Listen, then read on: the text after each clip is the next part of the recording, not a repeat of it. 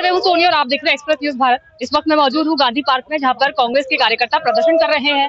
कर्नाटक में चुनाव जीतने के बाद मानो कांग्रेस का कॉन्फिडेंस 7वें आसमान पर है, और हो भी क्यों ना, क्योंकि भाजपा को आईना दिखाने का काम कांग्रेस ने किया है। और कांग्रेस के कार्यकर्ता लगातार ये दावे कर रहे थे कि कर्नाटक में हमारी सरकार बनेगी, और ठीक वैसा ही भी हुआ।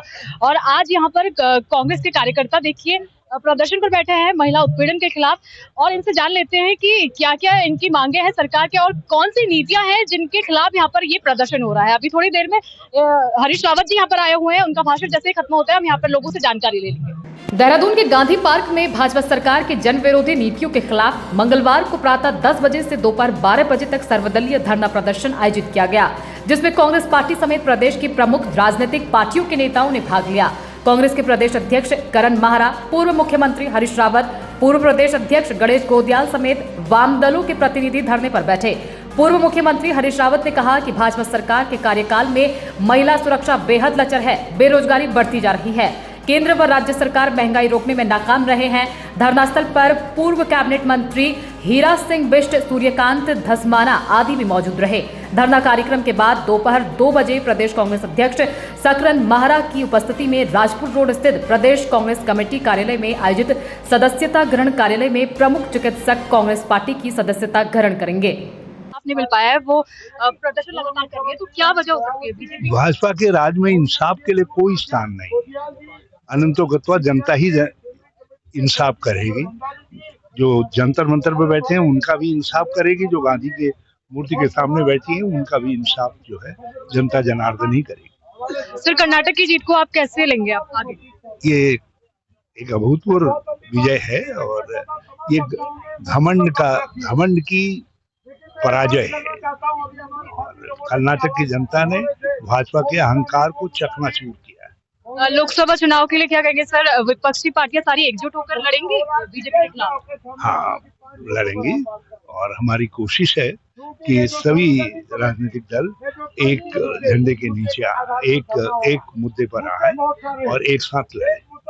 भाजपा हराओ, भाजपा को हार फेंको, ये नारा हो रहा है। तो कौन सी नीतियां जिनसे आप नाराज हैं? भाजपा की नीतियों के खिलाफ प्रदर्शन नहीं हो रहा है, भाजपा के कुकृत्यों और कुकर्मों के खिलाफ यहाँ पर प्रदर्शन हो रहा है। मैं गौरवान्वित हूँ, मैं खुशनसीब हूँ कि मैं ऐसी पार्टी से बिलोंग करती हूँ जिसमें अधर्मी लोगों को बचाव नहीं करना पड़ता। मुझे प्रेमचंद अग्रवाल का बचाव नहीं करना पड़ रहा, मुझे विनोद आर्या पुलकित आर्या का बचाव नहीं करना पड़ रहा, मुझे सुनील उनियाल गामा या प्रेमचंद अग्रवाल का नहीं करना पड़ रहा है बचाव। अब आप देखिए, इतने अधर्मी हाकम सिंह, संजय धारीवाल, नितिन चौहान, विनोद आर्या, पुलकित आर्या, प्रेमचंद अग्रवाल, सुनील उनियाल गामा, इन सबको आज बचाव करने के लिए भारतीय जनता पार्टी के कार्यकर्ता के दिल से पूछिए ना, उस पर क्या बीत रही है। उसको पता है मेरा नेता भ्रष्टाचारी है, उसको पता है मेरा पार्षद गुंडागर्दी करने वाला है, उसको पता है कि अधर्मी है उसके नेता, फिर भी डिफेंड करने के लिए हर पटल पर पहुंच जा रहे हैं।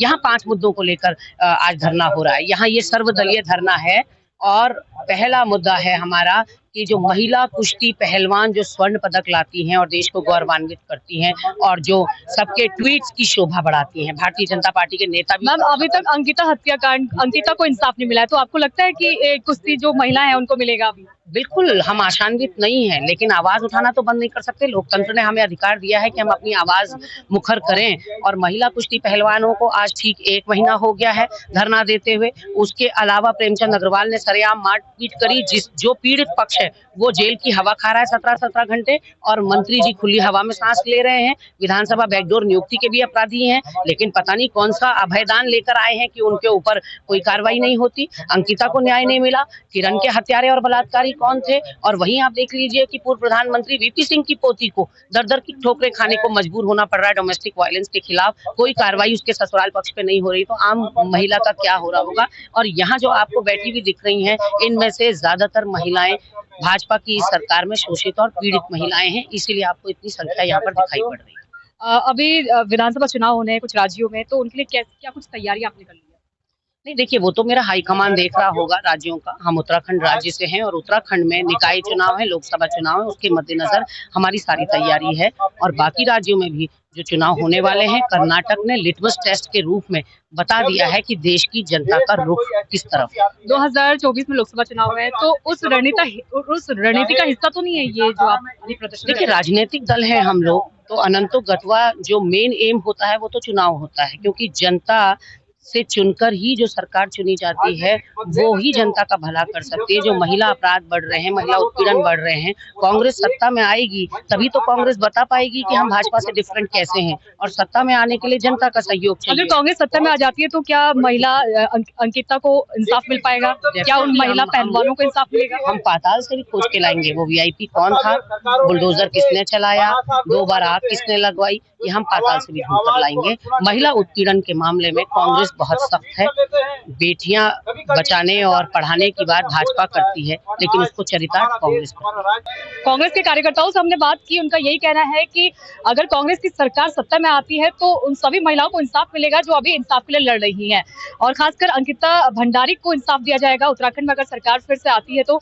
और साथ ही उन्होंने कहा कि कर्नाटक में जीत को एक ऐतिहासिक जीत माना जाएगा, क्योंकि अब कर्नाटक की जनता जिस तरह से समझ गई है उसी तरह से पूरे देश की जनता समझ चुकी है कि सिर्फ मोदी जी के चेहरे पर चुनाव में वोट देने से उनकी रिक्वायरमेंट्स पूरी नहीं हो सकती। ये जनता समझ चुकी है, और अब बीजेपी के नेताओं को भी इससे सीख लेनी चाहिए कि सिर्फ मोदी जी के चेहरे पर डिपेंड रहने से उनको वोट नहीं मिलेंगे। उनको काम कर दिखाना होगा ग्राउंड पर, और तब जाकर जनता उन्हें चुनेगी।